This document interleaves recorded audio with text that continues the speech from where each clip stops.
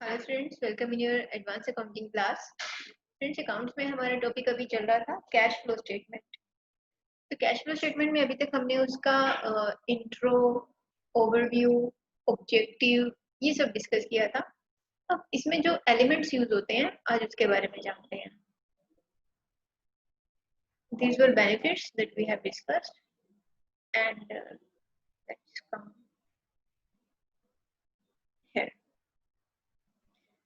Now, what is cash and cash equivalent? As stated earlier, cash flow statement shows inflows and outflows of cash and cash equivalent.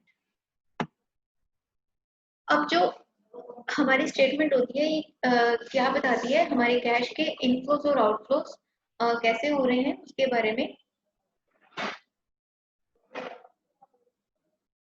अब cash और cash equivalent इन दोनों के बारे में, basically इनके outflow और inflow के बारे में हमें कैश फ्लो स्टेटमेंट बता रहा है from various activities of an enterprise during a particular period. हमारी जो वेरियस एक्टिविटीज हैं जो कि हम फर्दर डिस्कस करेंगे, जिसमें ऑपरेटिंग, इन्वेस्टिंग, फाइनेंसिंग आता है। तो as per accounting standard 3, cash comprises cash in hand and demand deposit. तो कैश कंप्राइजेस में क्या क्या आया? Cash in hand and demand deposits, दोनों, जिसको हम डीडी कह रहे हैं। ओके, ये दोनों किस में आती है? हमारे कैश में, विद किसके साथ? Bank. And cash equivalent means, अब सबसे पहले हम देखें कि कैश में हमने क्या डिस्कस किया। Cash in hand, demand draft या demand deposits and demand deposit is a different thing and demand draft is a different thing with the bank। Bank balance भी हमारा इसके इसी में हम ऐड करते हैं। और जो कैश इक्विवेलेंट्स है, that means short term highly liquid investments. जो इसमें short term highly liquid investments है वो इसमें आती है, that are readily convertible into known as amounts of cash and which are subject to insignificant of risk of changes in value। जो हमारी immediate यानी कि जो शॉर्ट टर्म और हाईली लिक्विड, लिक्विडिटी में हम किसकी बात करते हैं? जो हमारी इमीडिएट कैश में कन्वर्ट हो जाती हैं उसकी हम इसमें बात करते हैं। तो जो हमारे शॉर्ट टर्म हाईली कन्वर्टेड और लिक्विड इन्वेस्टमेंट्स होती हैं, जो कन्वर्टेबल हमारे कैश में इंस्टेंट होती हैं, तो उसको कैश इक्विवेलेंट बात करते हैं। और cash and which are subject to an insignificant risk of changes in value. तो basically an investment normally qualifies as cash equivalents। अब जो हमारी इन्वेस्टमेंट है उसको हम किसके इक्वल लेके चलते हैं? कैश इक्विवेलेंट के इक्वल लेके चल रहे हैं। Okay, and yes, an investment normally qualifies as cash equivalents only when it has a short maturity। जब एक इन्वेस्टमेंट जिसका मेच्योरिटी का टाइम पीरियड शॉर्ट है, कम है, उसको हम कैश इक्विवेलेंट के इक्वल डिनोट कर सकते हैं ऑफ से 3 months और less from the date of acquisition. जैसे किसी चीज कोई एसेट है जिसको आप कन्वर्टेबल की हम बात करें कि that can be converted into cash or that can be converted into liquid form within 3 months। An investment in shares, this one यहाँ से हम पढ़ रहे हैं, investment in shares are excluded from cash equivalents unless they are in substantial cash equivalents। For example, preference shares of a company acquired shortly before their specific redemption date and provided there is only insignificant risk of failure of the company to repay the amount of maturity। Similarly, short-term marketable securities which can be readily converted into cash that are treated as cash equivalents and is liquidable immediately without considerable change in value।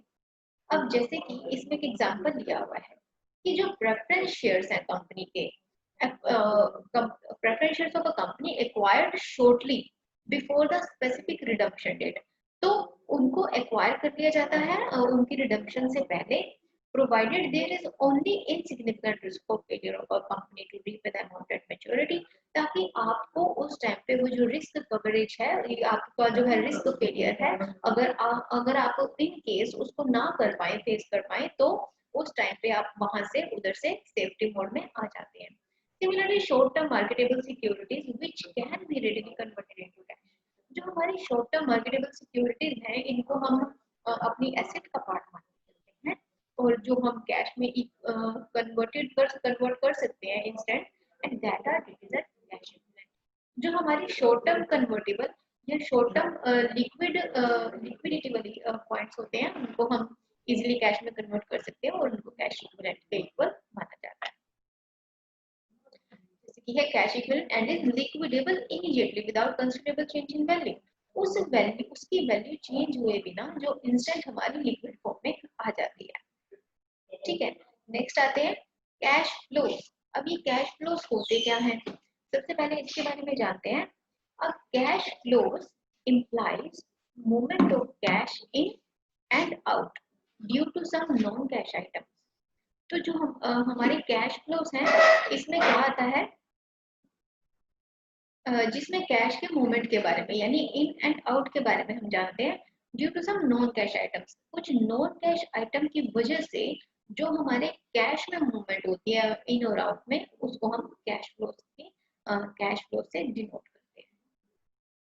Receipt of cash from non cash item is termed as cash inflow.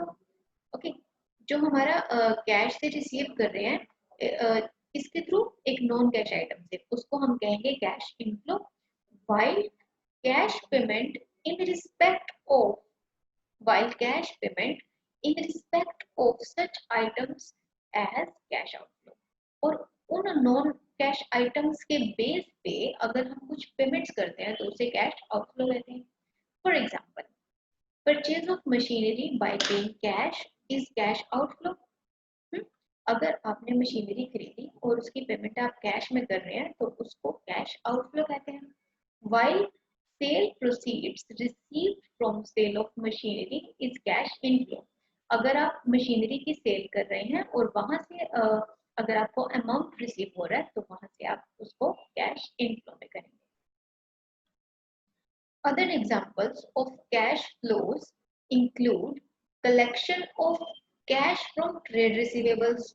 अब cash flows के और example क्या क्या आते हैं, जब आप अपने रिसीवेबल्स यानी कि जो पेंडिंग अमाउंट अभी आपने रिसीव करना है वहां से अगर आप कलेक्शन कर रहे हैं, that is called cash from trade receivables, वो भी हमारे कैश इनफ्लो का पार्ट है। Then it is payment to trade payables and payment to employees, receipt of dividend, interest payments. तो कैश फ्लो में सब कुछ कंबाइन करके बताया हुआ है, जिसमें क्या है, collection of cash from trade receivable, payment to trade payable, payment to employees, receipt of dividend, interest payments etcetera. तो ये इनफ्लो और आउटफ्लो का पार्ट है। कलेक्शन वाला inflow, payment to trade payable outflow, payment to employees outflow, receipt of dividend is inflow and interest payment outflow. इनको जब हम practical question करेंगे then you will easily get to know that how we are treating in an accounting manner. Next paragraph, cash management includes the investment of excess cash in cash equivalents। जो cash management है, cash management में हम क्या include कर रहे हैं, जो हमारा इन्वेस्टमेंट ऑफ एक्सेस कैश है इन कैश इक्विवेलेंट्स। तो कैश मैनेजमेंट में हम इन्वेस्टमेंट अमाउंट कौन सा लगाते हैं, इन्वेस्टमेंट ऑफ एक्सेस कैश। ये पॉइंट आप बड़े ध्यान से देखें, आपको याद होगा हमने लास्ट टाइम म्यूचुअल फंड्स को डिस्कस किया था, तो वहाँ पे हम बात कर रहे थे ना कि इन्वेस्टर्स हैं पैसा लगा रहे हैं, जो स्मॉल स्केल इन्वेस्टर्स हैं वो लगा रहे हैं, तो वो अपनी करंट अर्निंग यानी कि जो उनकी रेगुलर अर्निंग होती है मंथली, वो उसमें से नहीं लगाते, वो किस में से लगाते हैं, आप इसको हाईलाइटेड देख रहे होंगे, इन्वेस्टमेंट ऑफ एक्सेस कैश। जब उनके पास उनकी जरूरत से ज्यादा कैश होता है एक्सेस अमाउंट में, तब वो उस पैसे को इन्वेस्ट करने के बारे में सोचते हैं। अदरवाइज आप इन्वेस्टमेंट जो प्लान्स हैं वो अपनी रेगुलर अर्निंग से नहीं करते, आप एक्सेस से करते हैं। Hence, purchase of marketable securities or short-term investment which constitutes cash equivalent is not considered while preparing cash flow statement. ऐसे ही परचेज ऑफ जो मार्केटेबल सिक्योरिटीज हैं या शॉर्ट टर्म इन्वेस्टमेंट है, ओके तो ये क्या बताती हैं that cash equivalent is not considered while preparing cash flow statement, कि जो हमारी कैश या कैश इक्विवेलेंट्स हैं इनको हम कंसीडर नहीं करते कैश फ्लो स्टेटमेंट बनाने के टाइम पे, क्योंकि जो हमारी कैश बैंक या कैश इक्विवेलेंट की जो एडजस्टमेंट होती है ना उसको हम कैश फ्लो स्टेटमेंट बनाने के बिल्कुल लास्ट में करते हैं, at the time of starting या फिर at the time of mid हम उसको नहीं लेके आते, क्योंकि हम क्या बना रहे हैं कैश फ्लो स्टेटमेंट, उस स्टेटमेंट के अंदर कभी भी कैश का जिक्र नहीं होता, सारी नॉन कैश होती हैं, चाहे हम करंट एसेट्स की भी बात करें। अब नो डाउट कैश और बैंक हमारी करंट एसेट्स का पार्ट है, लेकिन हम कैश बैंक और कैश इक्विवेलेंट इन तीनों की एडजस्टमेंट कब करते हैं, जब हमारी स्टेटमेंट बन जाती है उनकी ओपनिंग और क्लोजिंग बैलेंस के साथ। जब हम इसका परफॉर्मा डिस्कस करेंगे तो उसमें you will easily get to know. Okay students, अभी हमने इसमें क्या सीखा, आप देखें कैश एंड कैश इक्विवेलेंट और कैश फ्लोज कि इनके बारे में ये होता क्या है। मैं देखूं अगर ये शॉर्ट है तो नेक्स्ट पे हम कर सकते हैं, नहीं ये ना डिफरेंट टॉपिक है कि classification of activities for the preparation of cash flow statement या फिर activities in cash flow statement, classification of activities. तो ये थोड़ा सा लंबा जाएगा आपका टॉपिक, क्योंकि इसमें हमने ना 3 एक्टिविटीज करनी है, तो मैं आपको एक एक करके ये डिस्क्राइब करूंगी। अभी जैसे हम पहले ऑपरेटिंग कर, ये मैं नेक्स्ट लेक्चर में कर पाऊंगी, अभी next cash flow home operating activities एक ही करके हो पाएगी, फिर इन्वेस्टिंग, फिर फाइनेंसिंग। तो नो डाउट इसको करते हैं कर। ओके तो अभी आप इतना करके देखेंगे।